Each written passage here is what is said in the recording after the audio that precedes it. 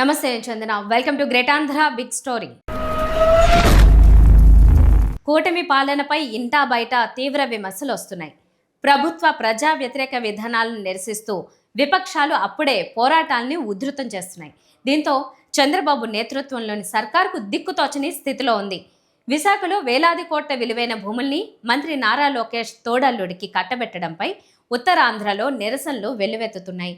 మరోవైపు టీటీడీ లడ్డు ప్రసాదంలో జంతువుల కొవ్వు కలిపారనే సీఎం చంద్రబాబు ఆరోపణల్లో నిజం లేదని సిబిఐ నేతృత్వంలోని సిట్ నివేదిక.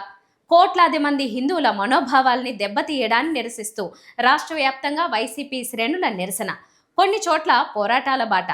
అలాగే కూటమి సర్కార్ తప్పుల్లో తాము సైతం అంటూ జనసేన ప్రజాప్రతినిధి గలీజు పనులు.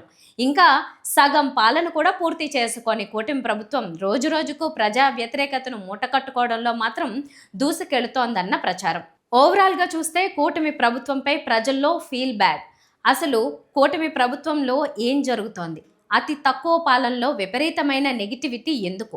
అసలు చంద్రబాబు ముద్ర ఎందుకు లేకుండా పోతోంది? పాలనపై సీఎం పట్టు కోల్పోవడానికి కారణాలేంటి?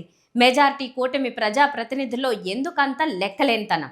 చేతిలో అధికారం దాచుకోవడానికి అన్న రీతిలో ఎందుకు ప్రవర్తిస్తున్నారు? తదితర ప్రశ్నలు ఉత్పన్నమవుతున్నాయి. కూటమి ప్రభుత్వంలో CM Chandrababu, deputy CM Pavan Kalyan, మంత్రులు లోకేష్, వగలపూడి అనిత ఇలా ఎవరి తీరు చూసుకున్నా వైఎస్ జగన్కు బద్నాం చేయాలన్న ఉద్దేశమే కనిపిస్తోంది. ఆ తర్వాతే ప్రభుత్వానికి సానుకూల అంశాలపై దృష్టి సారిస్తున్నారనే భావన ప్రతి ఒక్కరిలో కలుగుతోంది. వైఎస్ జగన్ను రాజకీయంగా అప్రతిష్ట పాలు చేస్తే తమ అధికారానికి డోకా ఉండదనే ఆలోచన వారి మాటల్లోనూ చేతల్లోనూ నిత్యం కనిపిస్తూ ఉంటుంది. ఇలాంటి ప్రతికూల ధోరణి కేవలం వైఎస్ జగన్ అంటే భయం నుంచి పుట్టిందనే అభిప్రాయం వ్యక్తమవుతూ ఉంది. కూటమి భవిష్యత్తు, అధికారం జగన్ను జనం చూసే దృష్టిపై ఆధారపడి ఉంటుందని వారు నమ్ముతున్నారు. అంతే తప్ప తాము మంచి పాలన చేయడం వల్ల ప్రజలు ఆదరిస్తారనే నమ్మకం కూటమి పక్షాల్లో మచ్చుకైనా కనిపించడం లేదు. అందుకే కూటమి పాలకులు మంచి పాలన అందించడంపై కంటే జగన్ను జనంలో చెడ్డ చేయడానికే విపరీతమైన ప్రాధాన్యమిస్తున్నారు. రాజకీయాల్లో గెలుపోటములు సహజం. అయితే గత ఎన్నికల్లో వైసీపీ దారుణ ఓటమి పాలైనా ఆ పార్టీకి రాజకీయ భవిష్యత్తు లేదని కూటమి నేతలు నమ్మకపోవడం ఇక్కడో విచిత్ర పరిస్థితి. కూటమి అధికారంలోకి రావడం మొదలు గతంలో వైసీపీ చేసిన తప్పులను ఎప్పుడో మించిపోయింది. వైసీపీ కార్యాలయాల కూల్చివేతలతో కూటమి పాలన మొదలైంది. అప్పుడే కూటమి నేతల్లో భయానికి బీజం కూడా పడింది. 2019లో వైఎస్ జగన్ అధికారంలోకి వచ్చి రాగానే ప్రజావేదిక కూల్చివేతతో పాలన మొదలుపెట్టారు. అందుకే ఆ ప్రభుత్వం కూడా 5 ఏళ్లు తిరిగేసరికి కూలిపోయిందని ఇదే కూటమి నేతలు అనేక సార్లు విమర్శిస్తున్నారు. ఇప్పుడు వాళ్ళు చేస్తున్నదేమీ వైసీపీ కంటే భిన్నమైంది కాదు. వైసీపీ కార్యాలయాల కూల్చివేతలు, ఆ పార్టీ నాయకులపై అక్రమ కేసులు, జైళ్లకు పంపడం, కూటమి పాలకుల అధికారాన్ని ప్రత్యర్థులపై ప్రతీకారం తీర్చుకోవడానికే దుర్వినియోగం చేస్తున్నారనే అభిప్రాయం ప్రజల్లో ఏర్పడింది. హామీల అమలు కూటమికి పెద్దగా ప్రాధాన్య అంశం కాదేమో అనే చర్చకు తెరలేచింది. మరోవైపు అయిన వాళ్లకు ఇష్టానుసారం భూముల్ని దోచిపెడుతున్నారు. ఇవన్నీ కూడా మళ్ళీ అధికారంలోకి వస్తామో రాలేమో అనే భయంతో చేస్తున్నవే అని పలువురు అంటున్నారు. వైఎస్ జగన్ అంటే భయమే ముఖ్యంగా చంద్రబాబుతో ఎక్కువ తప్పులు చేయిస్తోంది. నిజానికి చంద్రబాబు ఆచితూచి మాట్లాడుతూ ఉంటారు. అలాంటి చంద్రబాబు తిరుమల లడ్డు ప్రసాదంలో పంది కొవ్వు, ఆవు కొవ్వు కలిసిందంటూ నోరు జారి సరిదిద్దుకోలేని రీతిలో ముందుకెళ్లారు.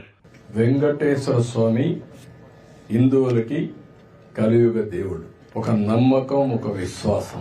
అందుకని ఎప్పుడు కూడా అందరూ నమ్మేది, ఎవరైనా వెంకటేశ్వర స్వామికి అపచారం తలపెడితే నెక్స్ట్ జన్మలో కాదు ఈ జన్మలోనే పనిష్మెంట్ ఇస్తాడని.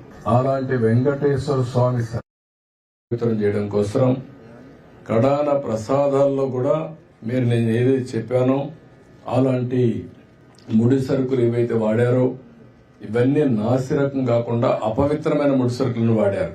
ఆ విషయమే ఈరోజు టీటీడీ కూడా ఎంక్వైరీ చేసినప్పుడు, టెస్టులు చేసినప్పుడు బయటపడిన వాస్తవాలివి. ఈ ఒక్క తప్పుతో టీడీపీ భారీ మూల్యం చెల్లించుకోవాల్సి వస్తుందని బహుశా చంద్రబాబు ఊహించి ఉండరు. ఈ ఒక్క ఆరోపణతో రాజకీయంగా వైసీపీకి సమాధి కట్టొచ్చని చంద్రబాబు అనుకున్నారు. అయితే కలియుగ దైవం శ్రీ వెంకటేశ్వర స్వామి అత్యంత శక్తివంతుడని, చేసిన తప్పులకు వెంటనే శిక్ష విధిస్తారని పసిగట్టలేకపోయారు. టీటీడీ లడ్డూ ప్రసాదంలో కల్తీపై సిట్టు నివేదికతో ప్రతి ఒక్కరూ చంద్రబాబు, పవన్ను తప్పుపట్టే పరిస్థితి. ఆధారాలు లేకుండా అత్యంత పవిత్రమైన తిరుమల లడ్డూ ప్రసాదంపై అవాకులు చెవాకులు ఏంటని నిలదీసే పరిస్థితి. కూటమి పాలనను బాగా గమనిస్తే తిరుమల లడ్డూ ప్రసాదంపై చంద్రబాబు నోరు జారడం, ఆయన బాటలోనే డిప్యూటీ సీఎం పవన్ కళ్యాణ్ నడుస్తూ అతి చేయడం, ఆ తర్వాత క్రమంగా ప్రజల్లో నెగిటివిటీ పెరగడం మొదలైంది. ఒకదాని తర్వాత మరొకటి కూటమి సర్కారును ఉక్కిరిబిక్కిరి చేస్తున్నాయి. తన పాలనపై ప్రజల్లో వ్యతిరేకత ఉందని స్వయంగా చంద్రబాబే కలెక్టర్ల సమావేశంలో ప్రకటించి ఆశ్చర్యపరిచారు. చంద్రబాబు పైకి చెప్పలేకపోవచ్చు, కానీ ఇదంతా శ్రీవారి ఎఫెక్టే అనే అభిప్రాయం ప్రజానీకంలో ఉంది.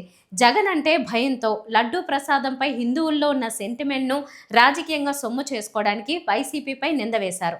అయితే అది బూమరాంగ్ అయింది. పాపానికి ప్రాయశ్చిత్తం బదులు ఎదురుదాడి ద్వారా ప్రత్యర్థుల నోళ్లు మూయించాలన్న ఆలోచన మరో తప్పు అని కూటమి పాలకులకు ఎవరు చెప్పాలి?